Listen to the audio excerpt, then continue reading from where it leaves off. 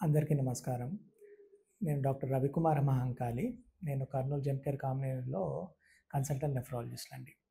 ఈరోజు నేను కొన్ని కిడ్నీ పేషెంట్స్ గురించి కొన్ని విషయాలు మాట్లాడడానికి మీ ముందుకొచ్చాను.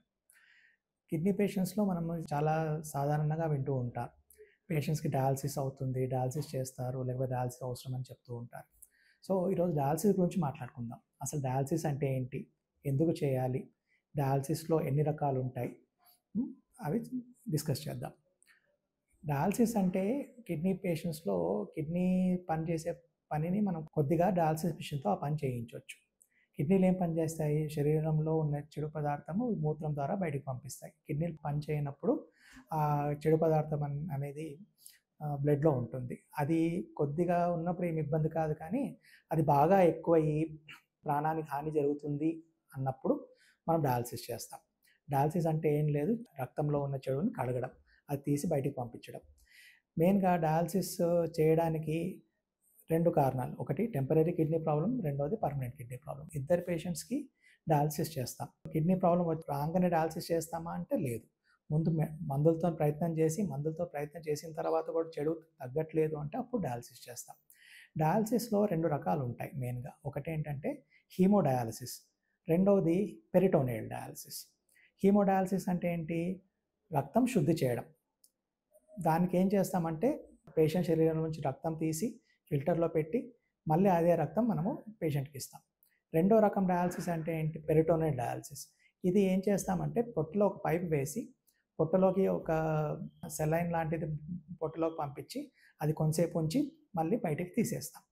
ఇది పెరిటోనియల్ డయాలిసిస్. ఈరోజు మనం ముఖ్యంగా హీమోడయాలిసిస్ గురించి మాట్లాడుకుందాం. హీమోడయాలిసిస్ అంటే మనము బ్లడ్ తీసి ఫిల్టర్‌లో పెట్టి మళ్ళీ బ్లడ్ రిటర్న్ ఇవ్వడం. ఆ ఫిల్టర్ చేసినప్పుడు శరీరంలో ఉన్న మలినాలన్నీ తీసేస్తాం. ఈ హీమోడయాలిసిస్ అనేవి కూడా కొన్ని రకాలుంటాయి. దాంట్లో ఇంటర్మిటెంట్ హీమోడయాలిసిస్ అని ఒకటి, తర్వాత స్లెడ్ అంటే లో ఎఫికసీ డయాలిసిస్ అని ఒకటుంటుంది. మూడవది సీఆర్ఆర్‌టీ. ఈ 3 రకాల డయాలిసిస్ చేయొచ్చు. అయితే వీటిల్లో తేడాలేంటి అంటే, మనము హీమోడయాలిసిస్ అనేది చేస్తున్నప్పుడు దాంట్లో కొంతమందికి బ్లడ్ ప్రెషర్ బీపీ డౌన్ అయ్యే అవకాశం ఉంటది. అలా బీపీ డౌన్ అవుతుంది, లేకపోతే ఆల్రెడీ బీపీ డౌన్ ఉన్న వాళ్ళకు సీఆర్ఆర్‌టీ అనే పద్ధతిలో డయాలిసిస్ చేస్తాం. ఈ సీఆర్ఆర్‌టీ పద్ధతిలో డయాలిసిస్ చేసినప్పుడు బీపీ తక్కువున్నా కానీ మనము పేషెంట్‌కి ఏమి హాని కాకుండా, ఏమి ఇబ్బంది జరగకుండా సీఆర్ఆర్‌టీ డయాలిసిస్ చేయొచ్చు. ఈ సీఆర్ఆర్‌టీ డయాలిసిస్ అనేది చాలా ఎక్కువ సేపు చేస్తాం. అంటే 24 అవర్స్ 24 గంటలు, 48 గంటల వరకు డయాలిసిస్ చేస్తా ఉంటాం. స్లోగా చేస్తామనమాట.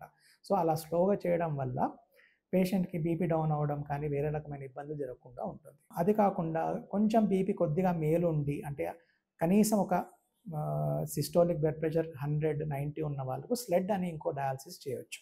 ఈ స్లెడ్ డయాలిసిస్‌లో మనకు బెనిఫిట్ ఏంటంటే కొంచెం బీపీ తక్కువున్నా చేయొచ్చు. దీంతో సీఆర్ఆర్‌టీకి అయ్యేంత ఖర్చు అవ్వదు. ఇది కొంచెం తక్కువ ఖర్చులో మనం డయాలిసిస్ చేసుకోవచ్చు.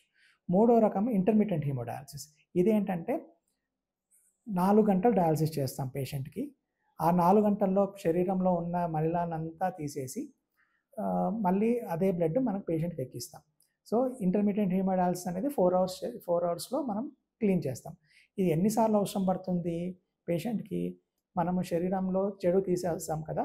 కొన్ని రోజులయిన తర్వాత మళ్ళీ ఆ చెడు మళ్ళీ పెరిగిపోతుంది. ఒకవేళ కిడ్నీ సమస్య నయమైపోతే పెరగదు. కానీ అవ్వకపోతే టైం ఎక్కువ తీసుకుంటున్నప్పుడు చెడు పెరుగుతుంది. ఆ పెరిగినప్పుడు మనం ఎప్పుడు మళ్ళీ పెరిగితే మళ్ళీ డయాలిసిస్ చేయాలి. అంటే పర్మనెంట్ కిడ్నీ సమస్య వాళ్ళకెప్పుడు కిడ్నీలు మంచిగా అవకాశం లేదు కాబట్టి, వాళ్ళకి ఎప్పటికీ జీవితాంతము వారానికి 2 సార్లు గానీ, 3 సార్లు గానీ మనం డయాలిసిస్ చేయాలి. అదే టెంపరరీ కిడ్నీ సమస్య ఉన్న వాళ్ళకు కిడ్నీ సమస్య నార్మల్ అయిపోయేంత వరకు అంటే మనం మందులు పెట్టి కిడ్నీని నయం చేసేంత వరకు డయాలిసిస్ చేయాలి. అది కొంతమందికి ఒక వారం పట్టొచ్చు, కొంతమందికి 3 నెలలు పట్టొచ్చు. సో, డయాలిసిస్ చేయాలి అంటే ఎస్పెషల్లీ హీమోడయాలిసిస్ చేయాలంటే మనం బ్లడ్ తీయాలి పేషెంట్ నుంచి. మనకు ఈ ఈ చిన్న నరాల నుంచి ఒంట్లో ఉన్నంత బ్లడ్ అంతా రాదు. సో, దీనికి ఏం చేస్తామంటే ఈ మెడ దగ్గర పెద్ద నరం ఉంటుంది. ఈ మెడ దగ్గర కానీ, కాళ్ళు తొడ భాగంలో గానీ పెద్ద నరం ఉంటుంది. అక్కడ ఒక పైప్ వేస్తాం. అక్కడ ఒక పైప్ వేసి అక్కడి నుంచి బ్లడ్ తీసి ఫిల్టర్‌లో పెట్టి మళ్ళీ అదే బ్లడ్ మళ్ళీ అదే పైప్ ద్వారా మనం రిటర్న్ పంపిస్తాం. ఇది టెంపరరీ ప్రాసెస్. ఈ ఈ మన మెడలో పెట్టే పైపు అది కొన్ని రోజుల వరకు ఉంటుంది. అది ఎక్కువ రోజులు పెట్టుకుంటే దానికి ఇన్ఫెక్షన్ వస్తుంది.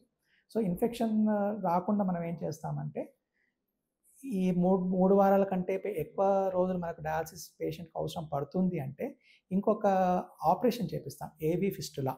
ఏవీ ఫిస్టులా అంటే, మనం ఈ నరాల్ని, చిన్న నరాల్ని పెద్దగా చేసే ఒక సర్జరీ. సర్జరీ ఈరోజు చేస్తే ఒక నెల పడుతుంది ఆ నరాలు పెద్దగా కావడానికి. సో, ఆ నరాలు సర్జరీ చేయిస్తాము. మెడకు పైపేసి డయాలసిస్ స్టార్ట్ చేస్తాం. ఎవరికి? పర్మనెంట్ కిడ్నీ సమస్య ఉన్న వాళ్ళకు. సో, పైపేసి డయాలసిస్ చేసిన తర్వాత ఒక 3 వారాలు పైప్‌తో డయాలసిస్ చేస్తాము. తర్వాత చేతికి ఏవీ ఫిస్టులా సర్జరీ చేస్తే, ఆ సర్జరీ 3 వారాల తర్వాత అది తయారవుతుంది. నరం పెద్దగా అవుతుంది. అక్కడ నుంచి చిన్న సూది పెట్టి డయాలసిస్ చేసుకోవచ్చు. ఇది ఫిస్టులా సర్జరీ స్టార్ట్ అయిన తర్వాత మెడ పైపు తీసేస్తాం. ఇది పర్మనెంట్ కిడ్నీ ఫెయిల్యూర్ వాళ్ళకు. ఒక టెంపరరీ కిడ్నీ ఫెయిల్యూర్ వాళ్ళకైతే కిడ్నీలు మంచిగా అవ్వంగానే ఈ పైప్ తీసేస్తే వాళ్ళు మళ్ళీ డయాలసిస్ అవసరం పడదు.